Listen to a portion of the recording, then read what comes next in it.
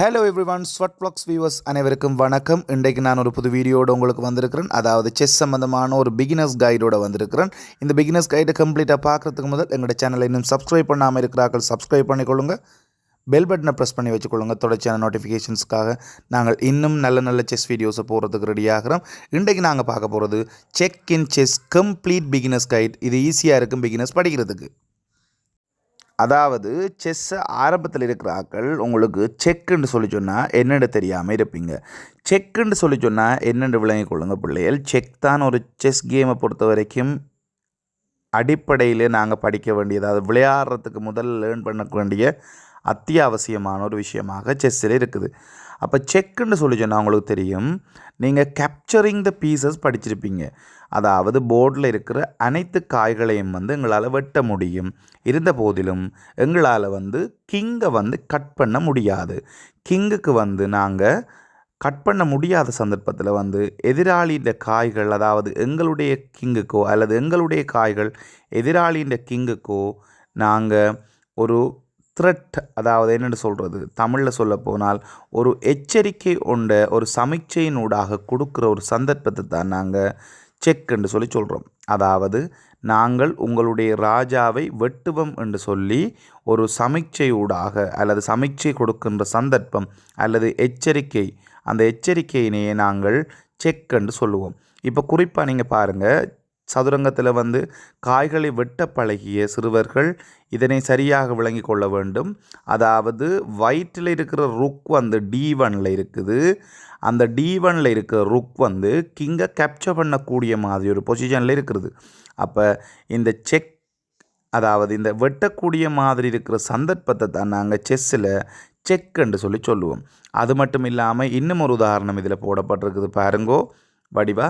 பிஷப்பை பார்த்தீங்கன்னு சொல்லி சொன்னால் உங்களுக்கு தெரியும், G5 இருக்குது ஒயிட்டின் பிஷப், பிளாக்கின் கிங் D8 இருக்குது. அதுக்கு செக் சொல்லுது. இந்த செக்கை நாங்கள் எப்படி இல்லாமல் செய்யலாம், செக்கை விட்டுட்டு நாங்கள் என்ன மாதிரி வேறு மூவ்ஸ் செய்யலாம்ன்றதை நாங்கள் தொடர்ச்சியாக பார்ப்போம். அடுத்ததாக ஒரு எக்ஸசைஸை வச்சுக்கொண்டு.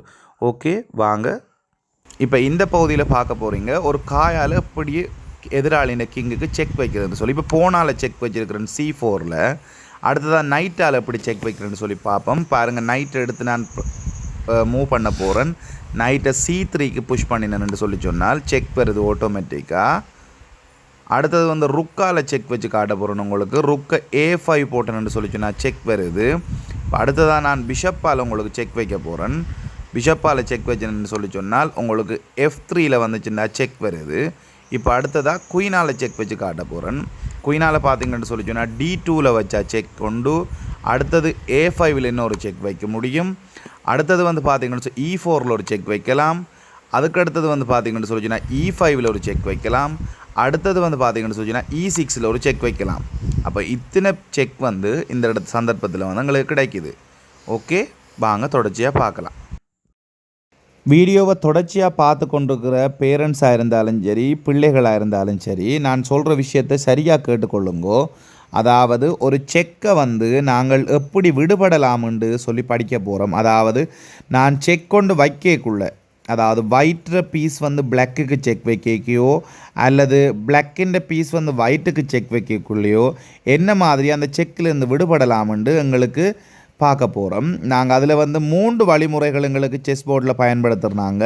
ஒன்றை மூவ் பண்ணுறேன்னு சொல்லி சொல்கிறோம் நாங்கள். ரெண்டாவது பிளாக் பண்ணுறேன்னு சொல்லி சொல்கிறோம் நாங்கள். இன்னும் ஒன்று கேப்சர் பண்ணுறது அல்லது கட் பண்ணுறேன்னு சொல்லி சொல்லலாம். அதில் முதலாவது வழியைத்தான் நான் உங்களுக்கு இப்போ காட்ட போகிறேன்.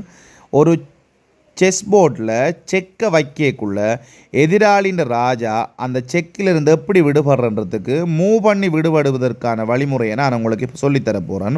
ஒவ்வொரு காயாக பார்ப்போம். முதலாவதாக நான் ருக்கால செக் சொல்ல போகிறேன். ருக்கால செக் வைக்கக்குள்ளே இந்த கிங் எப்படி விடுபடுறாருன்னு பார்ப்போம்.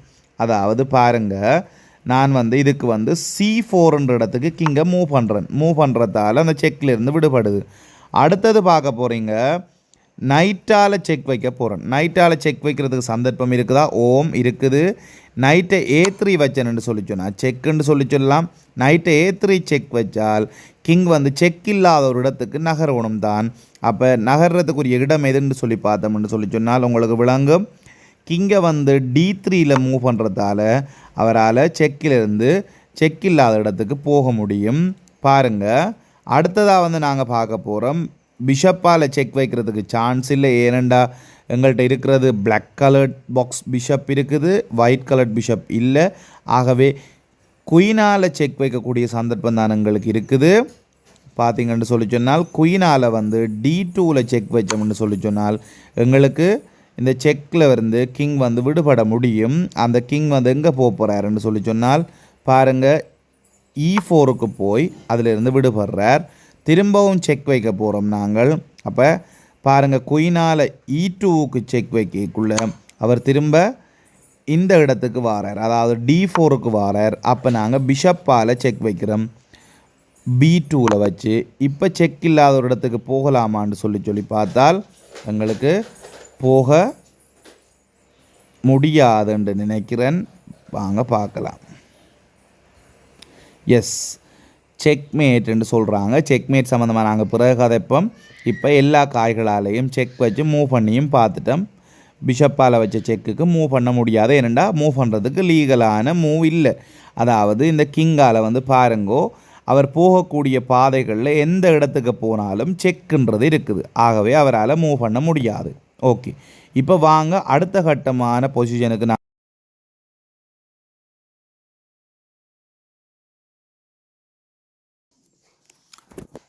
தொடர்ச்சியாக பார்க்க போகிறது வந்து பார்த்திங்கன்னு சொல்லி சொன்னால் பிளாக்கிங் ஆப்ஷன். அதாவது ஒரு செக் கொண்டு வைக்கக்குள்ளே எப்படி அந்த செக்கிலேருந்து விடுபடலாம்ன்றதுக்கு உங்களுக்கு ஒரு வழிமுறைகளை நான் காட்ட போகிறேன். முதலாவது செக்கை வந்து ருக்கால் வச்சு காட்ட போகிறேன் உங்களுக்கு. பாருங்கள், அதாவது ருக்கால் செக் வச்சு காட்டக்குள்ளே இங்கே ருக்கை வந்து E2வில் போட்டால் கிங்குக்கு செக் இருக்குது. அப்போ இந்த செக்கை வந்து 3 வகையில் நாங்கள் இப்போ மறைக்கலாம். அதாவது நைட்டால் வந்து கொண்டு வந்து E6க்கு போட்டால் அந்த செக் இல்லாமல் போகும். அடுத்தது பிஷப்பையும் கொண்டு வந்து E6 போட்டோம்னா செக் இல்லாமல் போகும். பாருங்கள், நைட்டை கொண்டு வந்து E7க்கு, அதாவது G8ல் இருந்த நைட்டை கொண்டு வந்து E7க்கு போட்டோம்னு சொல்லி சொன்னாலும் செக் வந்து இல்லாமல் போகுது. அப்போ பாருங்கள் பிள்ளைகள், செக் கொண்ட இல்லாமல் பண்ணுறதுக்கு பிளாக்கிங் ஆப்ஷனை பயன்படுத்தியும் செக் இல்லாமல் பண்ணலாம். அதாவது உதாரணத்துக்கு பாருங்கள், ருக்கால் இப்போ செக் வச்ச நான் செக் வைக்கக்குள்ள ராஜாவுக்கு நேரடியாக ஒரு பாதையில் செக் இருக்குது, ஒரு எச்சரிக்கை கிடைக்குது. அதை நாங்கள் இடையில் ஒரு காயை கொண்டு வந்து போடுறதால அதை வந்து இல்லாமல் பண்ணலாம் என்று சொல்லி பார்க்குறோம். சரிதானே? அப்போ இது முக்கியமான ஒரு விஷயமாக இருக்குது. அடுத்தது பார்ப்போம். அடுத்தது குயினால் செக் வச்சு பார்க்க போகிறோம். நாங்கள் குயினால் வச்சு சொல்கிற செக்கை வந்து பார்ப்போம். குயினால் நான் இங்கே வச்சு செக் சொல்லிக்குள்ள பிஷப்பால் வந்து கொண்டு வந்து D7 போட்டு மறைக்க முடியும். அடுத்தது குயினால் E2வில் வச்சு செக் சொல்லிக்க சேம் ருக்கால் எப்படி மறைச்சமோ அது மாதிரி மறைக்க முடியும். அதாவது நைட்டை கொண்டு வந்து போடலாம், இந்த நைட்டையும் கொண்டு வந்து போட்டு மறைக்கலாம். இப்போ அடுத்ததாக வந்து பார்த்திங்கன்னு சொல்லிச்சுன்னா பிஷப்பால் செக் சொல்ல போகிறோம். அதை B5வில் வச்சு சொல்லுவோம். B5வில் வச்சு சொல்கிற செக்குக்கு எங்களுக்கு ஒரு காய் மட்டும்தான் மறைக்கிறதுக்கு இருக்குது. பிஷப்பை வந்து D7ல் போட்டு மறைக்கலாம். மன்னிக்கணும், நைட்டையும் கொண்டு வந்து நாங்கள் C6ல் போட்டு வச்சு மறைக்கலாம். அப்போ இவ்வாறான சந்தர்ப்பங்களில் வந்து செக்கை வந்து இல்லாமல் பண்ணுறதுக்கான வழிமுறைகள் இருக்குது. முக்கியமான ஒரு விஷயத்தை வந்து பாருங்கள் பிள்ளைகள், அது நான் கட்டாயம் படிக்க வேண்டிய விஷயம். நைட்டால் சொல்கிற செக்கை வந்து எந்த காயாலையுமே மறைக்க முடியாது. நைட்டால் சொல்கிற செக்கை வந்து எந்த காயாலையுமே மறைக்க முடியாது. காரணம் என்னென்னு சொல்லி சொன்னால், நைட் வந்து க்ரொஸ்ஓவராக மூவ் பண்ணுற பீஸுன்றபடியால் அவரால் வந்து இதை நாங்கள் மறைக்க முடியாது. நைட்டால் E8 செக் இருக்குது பாருங்கள், எந்த காயாலையும் மறைக்க இயலாது. அது வந்து எப்பயுமே மறைக்க இயலாது. அப்போ இது வந்து ஒரு ரூல். நைட் செக் வந்து எப்பயுமே எதாலையும் பிளாக் பண்ணப்பட முடியாது.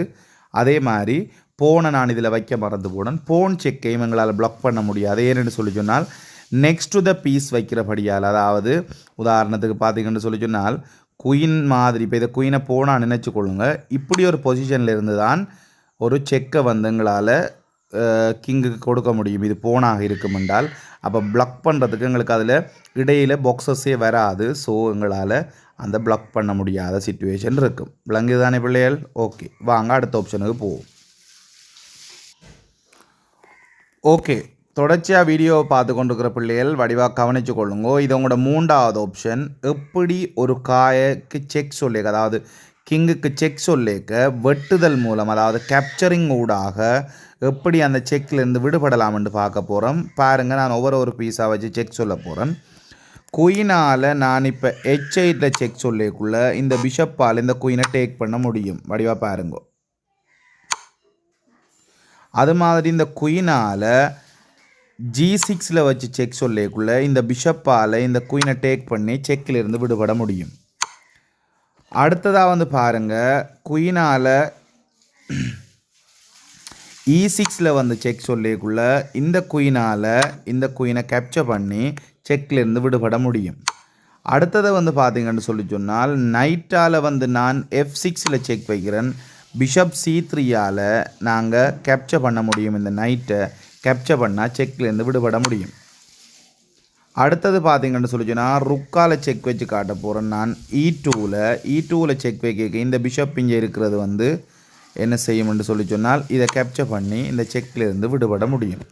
ஆகவே உங்களுக்கு கம்ப்ளீட்டாக இந்த செஸ்ஸில் செக் கொண்டிலிருந்து விடுபடுற விஷயத்தை பற்றி உங்களுக்கு விளங்கி இருக்குது.